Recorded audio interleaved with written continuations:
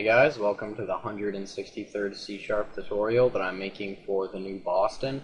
And in this tutorial, we're going to continue working on our Hangman project. And before we really get into the tutorial, there's just a couple things here we're going to have to do. We're just going to want to add another label, and this label will basically just hold all of the letters that you've missed. And I just forgot to tell you to do this in the first tutorial when we started this, but whatever, it's not that big of a deal. And just change the text of this to missed, because this will hold the missed characters, or the missed letters. And the next thing that we have to do right here is, instead of just setting this character letter equal to text box 1's text to a character array, we're actually going to want to convert that to lower first. So you're just going to want to do .to lower, and then .to character array. And to lower will basically just convert every letter in there to lowercase. So it won't matter if you put an uppercase A or a lowercase a, it'll always end up being lowercase. And all of the letters in the words are lowercase, so it doesn't matter what case you submit the letter in. Alright, so basically what we're going to be doing in this tutorial is accounting for when a user misses a letter.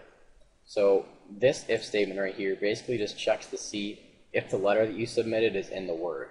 And we're just going to want to put an else statement here, so if it's not in the word, we can do something. And the first thing that we're going to have it do is have a message box be displayed to the user to let them know that the letter that they submitted isn't in the word. So we're going to say the letter that you guessed isn't in the word.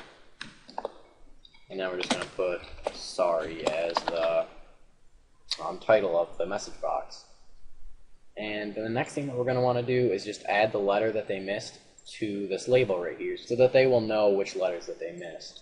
So we're just going to say label 2, which is that missed label up there. We're going to say the text, and then we're going to use the plus equals operator to add to the label so that we're not resetting it each time. And then we're going to just add a space to it so that each letter isn't like all congested and you can actually read it. And then we're going to add the letter that you missed. So we're just going to use this letter character up here. So letter, and since it's a character, we're going to have to convert it into a string, so just toString plus, and then we're just going to have a comma separating each character as well. So again, it's just easier to read. And finally, we're going to want to draw the next body part. So the first thing that we're going to want to do is create an integer that will hold the amount of letters that you've missed. So we're just going to call this int amount and set it equal to 0 up here. And then we're just going to have that integer increase by 1 each time that you miss a letter. So we're just going to have amount plus plus down here to increment it by 1. And then we're going to draw the body part. So we're going to say draw body part. And what we could do here is have a whole bunch of if statements saying like if amount is 0, then draw the head. If amount is 1, draw the left eye and stuff like that. Or we could just cast that amount as a body part. So we can just say body parts and then that amount. And basically it will just turn this integer into a body part. So how do we know which number goes with which body part? Well, it starts at 0 and just goes up by 1 from there. So this is 0, this is 1, this is 2, and so on. Alright, and that just makes it way easier, and now we don't have to have if statements or anything like that. Alright, so let's just go ahead and check to see if this works. So let's just go and submit a letter right here. I'll submit A. Nope, the letter you guessed isn't in the word. Let's try B. Nope, the letter you guessed isn't in the word. How about E? Nope. I don't know, maybe S? Nope.